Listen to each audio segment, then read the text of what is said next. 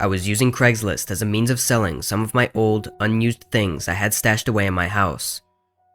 I had plans to move out in the next few months, so I was just trying to organize what I needed from what I didn't need, and that's when I found my old motor tools.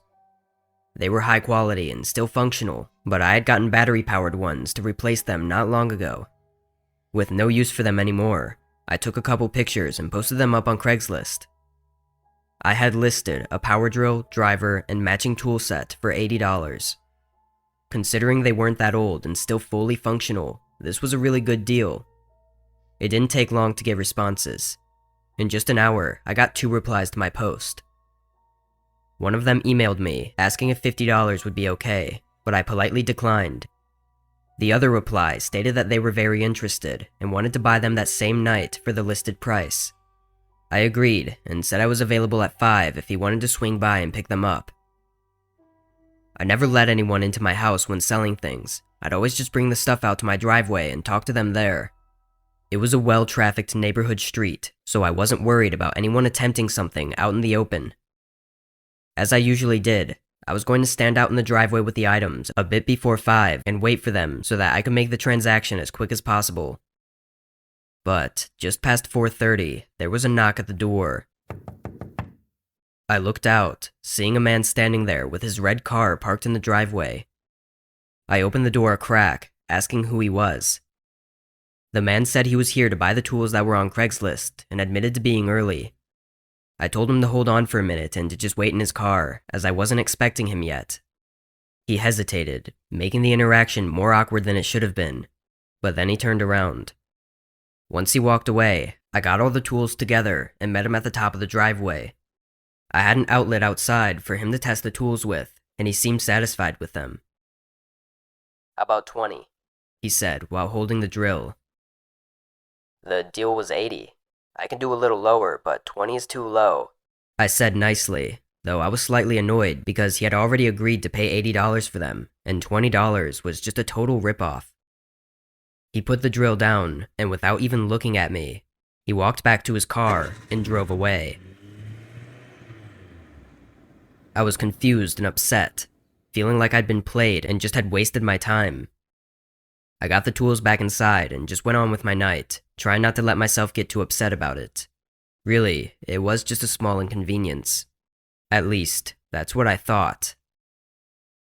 A couple hours later, I walked by the front windows, and out of the corner of my eye, I saw that same red car. It was parked just down the road, 3 houses away from mine. I looked closely, trying to be sure that it was that same man, but nobody was inside it. It was an empty parked car, so I had no way of knowing for sure. I convinced myself it was just a coincidence and carried on. Another hour would go by. I was just going on with my night, making food and watching TV, but then someone knocked on my door. I was a little shaken, but chose to ignore it and hope that whoever it was would go away. Obviously, the man from earlier was my first thought. Only 30 seconds passed before they knocked again. "Hey, it's me. I decided I'll take the tools. I brought the money," he yelled from the other side of the door. I didn't believe him at all. It all came together in my mind that that car that I'd seen an hour ago was his, meaning that he'd been stalking my house all night. I didn't respond and instead called the police, informing them of the man's name in the car he had. The man called out several more times, saying he wanted to buy the tools, but then it went silent for a minute. I was still standing by my couch, looking toward the front door. Another minute passed. I wasn't sure what to do. The police were already on their way and would be here any minute, so I felt safe enough to be able to check out the windows. I quietly walked over to the window that was beside the door. But then suddenly, I heard something hit the side of the house with great force. The sound was followed by leaves rustling and footsteps running away. I looked out the window and saw the guy running with a limp down to his car. The police turned in at the perfect time though, stopping him halfway. It surprised me to hear that the man admitted to a lot. He said he planned on robbing me, but I wouldn't let him into the house, which complicated things for him. Additionally, He tried climbing the tree on the side of my house and jumping onto the roof, but he missed, hitting the side and falling on his leg. The thing is, though, he was armed with a knife, and the roof he tried to jump on was just under my second-story window, which after checking, was unlocked. So, if he had made the jump, he actually would have gotten inside. He claimed it was just an attempted robbery, but claims are just that. I stopped using Craigslist, and even to this day, I lock every single window in my house, even the ones that I think are unreachable.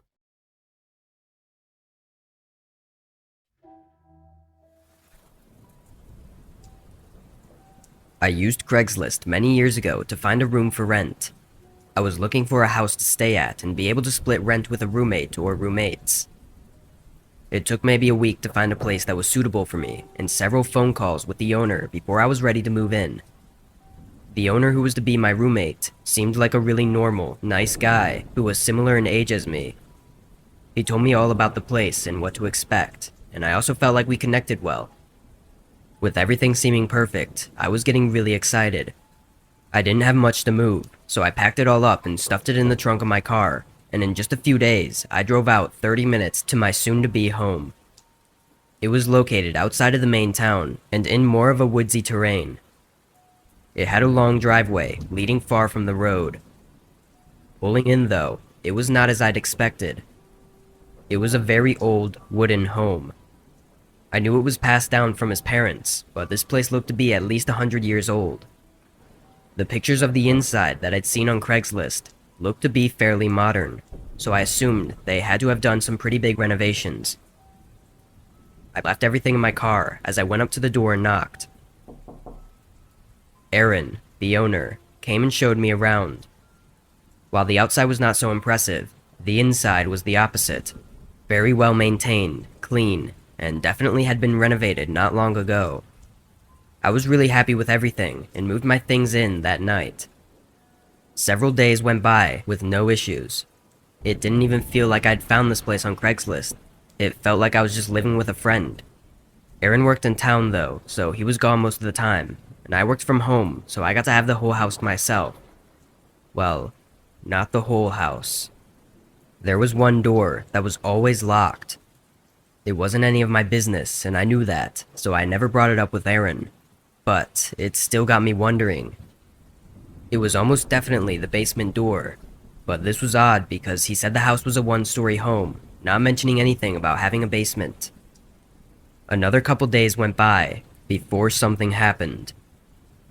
Aaron brought home some fast food for dinner, and then went to bed early because he had work the next day. I stayed up a while longer, then did the same.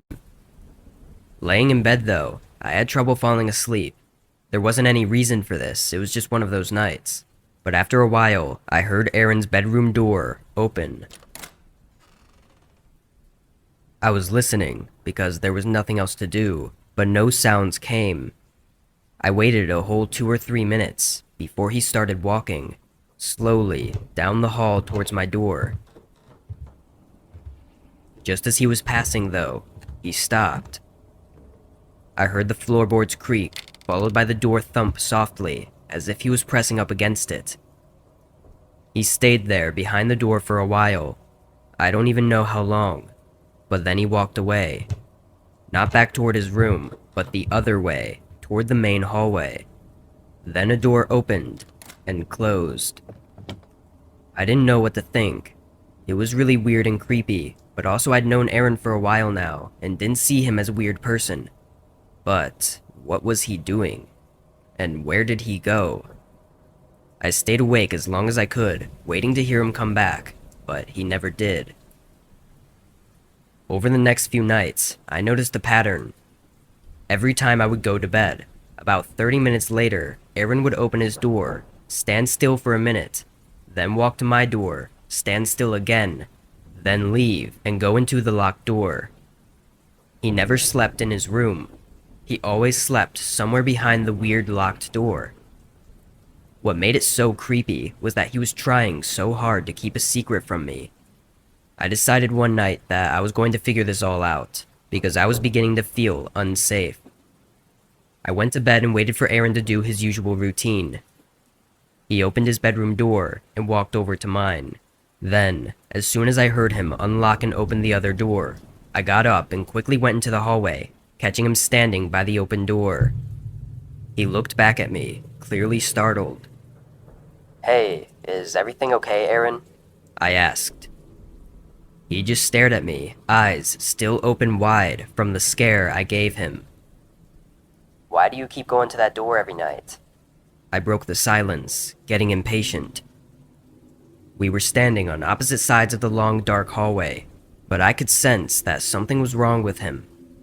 We stared at each other still, and I took a step closer. "Aaron?" As soon as I spoke his name, he ran around the corner and straight to the back door, opening it and continuing to run for the trees. I looked out the back door, seeing him disappear into the dark woods.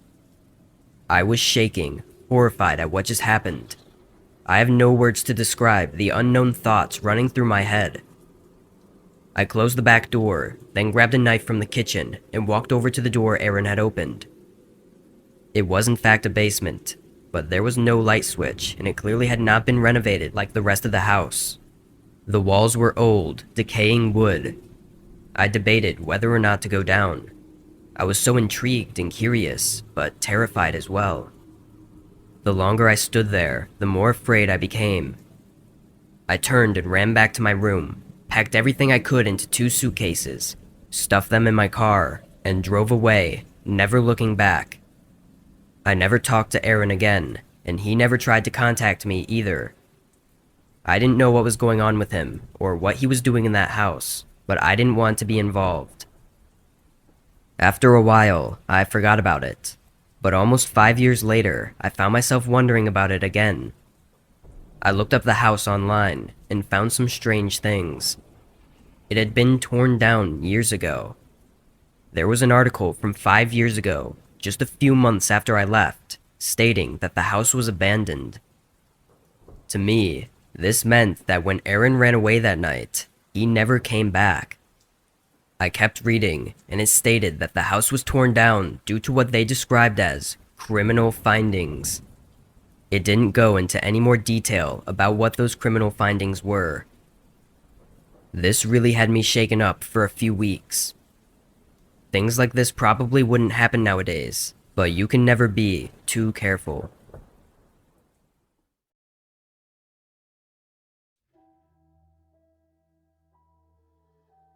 I'm a 25-year-old male, and this happened to me 3 years ago.